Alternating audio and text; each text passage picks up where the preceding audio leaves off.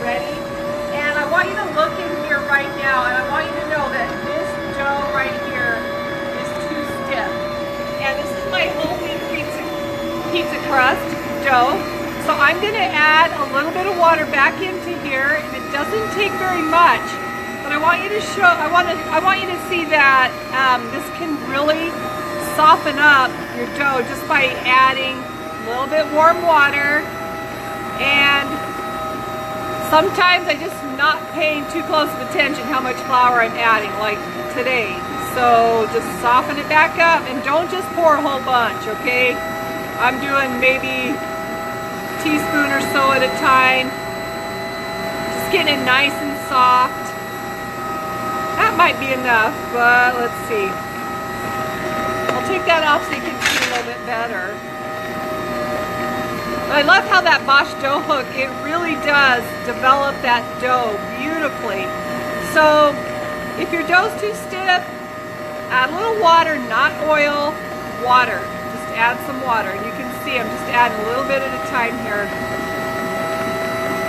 And then when you have where you think you need it, then you're going to let it finish kneading for the next few minutes. And that's probably good. Okay, so I'm going to let it go there. Oh, hopefully I didn't make it too soft, but we can add a little bit of flour at the end too. So I'm going to turn this on speed 2, and I'm going to let that go for just a couple minutes.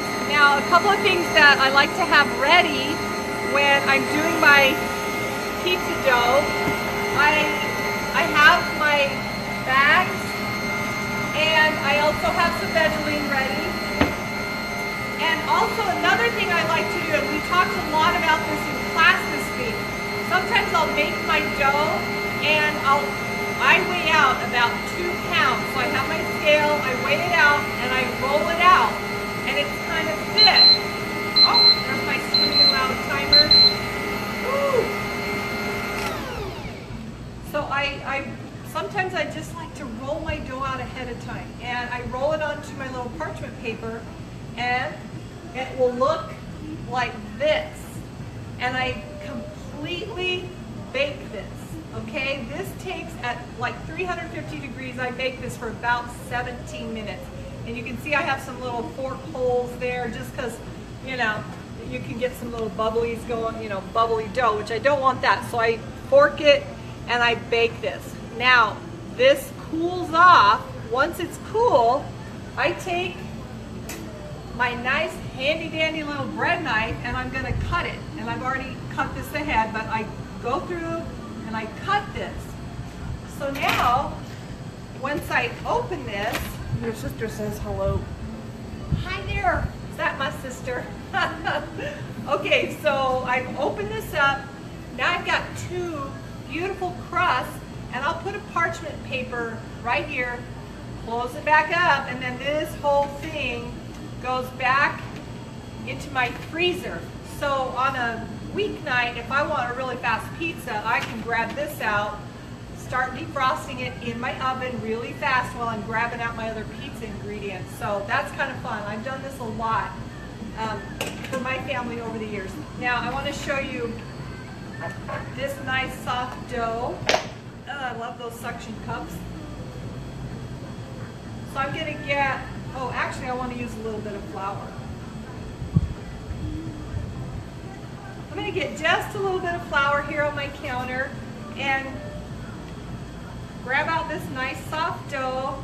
It feels really beautiful. It's slightly tacky, but that's okay. That's exactly what I'm looking for. Now the cool thing is when you're going to make pizza dough, say you want to do a pizza party, I know you can go buy balls of dough. Well, I'm going to tell you, you can make it a lot better yourself, and it only takes a few minutes. And this has some white flour in it, but there's some whole grain in here too, so it's a little more nutritious and of course more fiber. And look at that springy dough. That's the gluten that you've developed.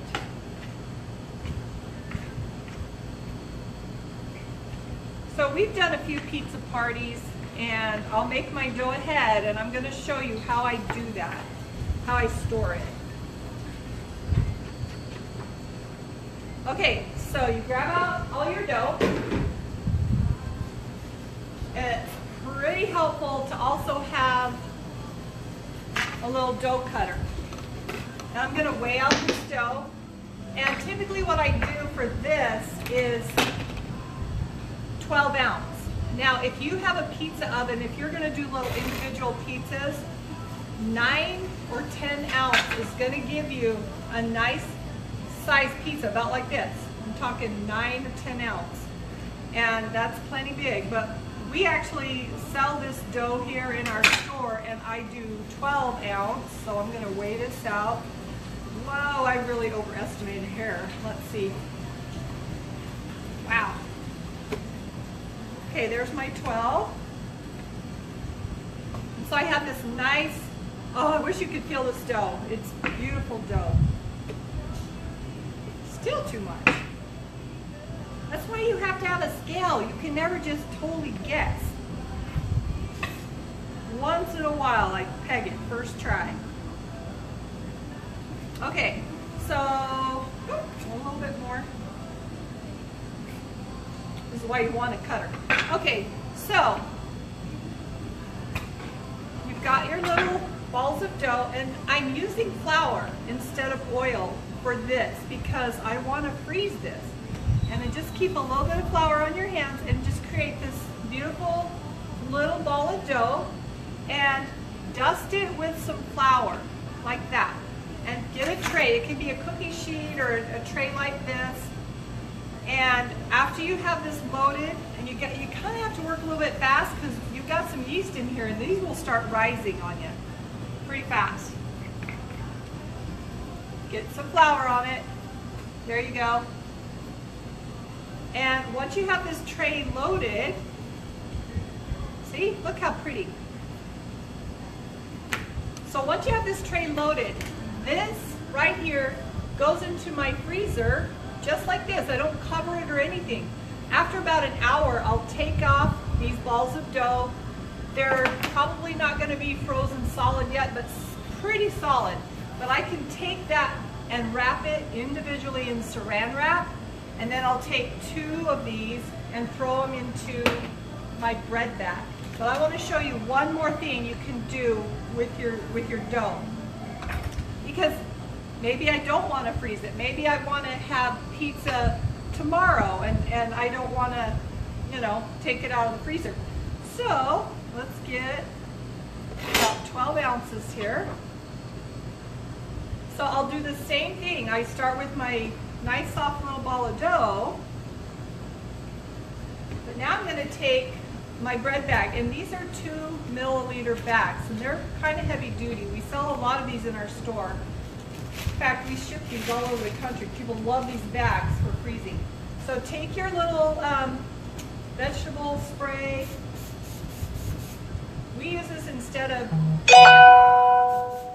spray your bag. Put your dough in, and now this step's kind of important. I twist it like this, but then I go all the way to the top, and that is where I'm going to put my baggy tie. Woo, that's the fun part. Now that goes in my fridge, and I can keep this in my fridge for several days, and it will actually start fermenting, and you're going to have this beautiful, like a sourdough taste, which a lot of good pizza restaurants out there, that's the taste they're going for. So this will kind of expand a little bit and go back down, but you got to kind of leave it some room. And if this is going to create like this natural little gas in there, so it might fill up with some air, and you can let that out. But that is the way to store it in your fridge. If I'm going to freeze it, I'll freeze it like this. So there's lots of ways to do it, but there's certainly a lot of fun ways that you can just make your own pizza.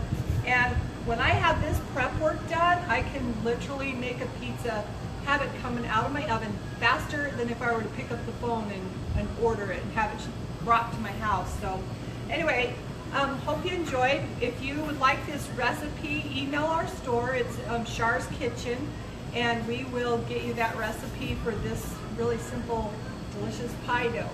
It's a pizza. It's a pizza pie. Okay, join us again. Thanks.